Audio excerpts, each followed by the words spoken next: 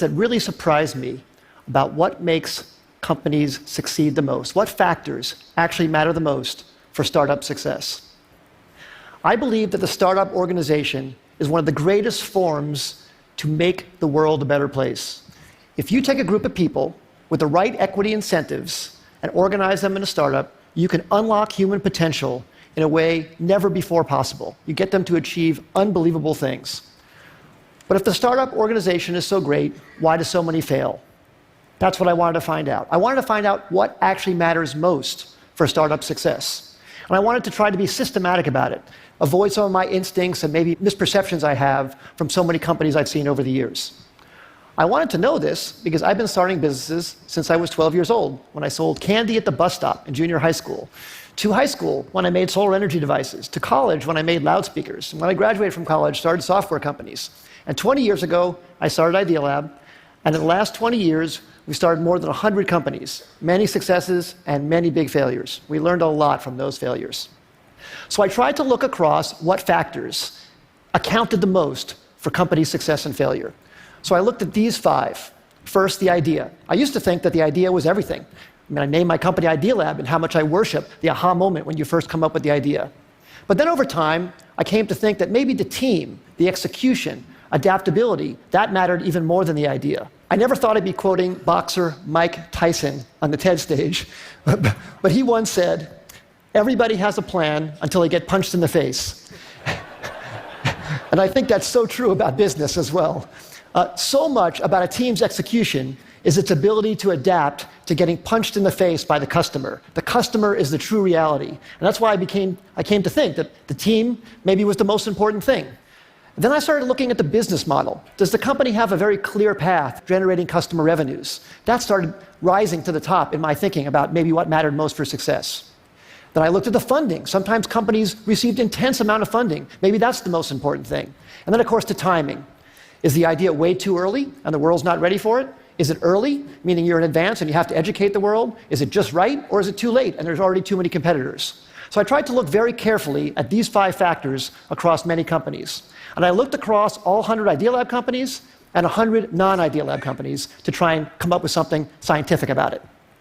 So first, on these Idea Lab companies, the top 5 companies, City Search, Cars Direct, GoTo, NetZero, Tickets.com, those all became billion-dollar successes. And the 5 companies on the bottom, Z.com, Insider Pages, My Life, Desktop Factory, People Inc., we all had high hopes for, but didn't succeed. So I tried to rank across all of those attributes how I felt those companies scored on each of those dimensions. And then for non-Idea Lab companies, I looked at wild successes like Airbnb and Instagram and Uber and YouTube and LinkedIn, and some failures. Webvan, Cosmo, Pets.com, Flues, and Friendster. The bottom companies had intense funding. They even had business models in some cases, but they didn't succeed. I tried to look at what factors actually counted the most for success and failure across all these companies, and the results really surprised me. The number one thing was timing. Timing accounted for 42% of the difference between success and failure. Team and execution came in second, and the idea, the differentiability of the idea, the unique idea, that actually came in third. Now, this isn't absolutely definitive. It's not to say that the idea isn't important. But it very much surprised me that the idea wasn't the most important thing. Sometimes it mattered more when it was actually timed. The last 2, business model and funding, made sense to me, actually. I think business model makes sense to be that low because you can start out without a business model and then add one later if your customers are demanding what you're creating. And funding, I think, as well. If you're underfunded at first, but you're gaining traction, especially in today's age, it's very, very easy to get intense funding. So now let me give you some specific examples about each of these. So take a wild success like Airbnb, that everybody knows about. Well, that company was famously passed on by many smart investors because people thought, no one's going to rent out a space in their home to a stranger. Well, of course, people proved that wrong. But one of the reasons it succeeded, aside from a good business model, a good idea, great execution, is the timing. That company came out right during the height of the recession when people really needed extra money. And that maybe helped people overcome their objection to renting out their own home to a stranger. Same thing with Uber. Uber came out, incredible company, incredible business model, great execution too, but the timing was so perfect for their need to get drivers into the system. Drivers were looking for extra money. It was very, very important.